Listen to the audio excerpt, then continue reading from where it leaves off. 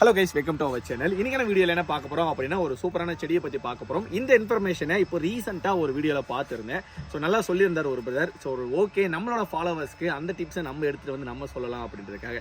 இந்த செடியோட பேரே ஆல் ஸ்பைசஸ்ன்னு சொல்லுவாங்க. அது என்னப்பா ஆல் ஸ்பைசஸ்? எல்லா செடிகளோட ஸ்மெல் இருக்குமா, இல்லை எல்லாமே காய்க்குமா அப்படின்னு கேட்டால், எல்லா செடிகள் இருக்கக்கூடிய ஃப்ளேவர் இதில் இருக்கும்.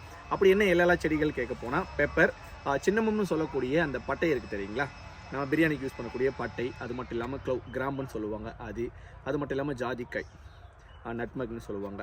இந்த 4லேருந்து 5 வகையான ஸ்பைசஸோட ஸ்மெல்லு இந்த ஒரே ஒரு இலைகள் இருக்கும். ஸோ இதனால தான் இதை வந்து ஆல் ஸ்பைசஸ்ன்னு சொல்லிட்டு இருக்காங்க.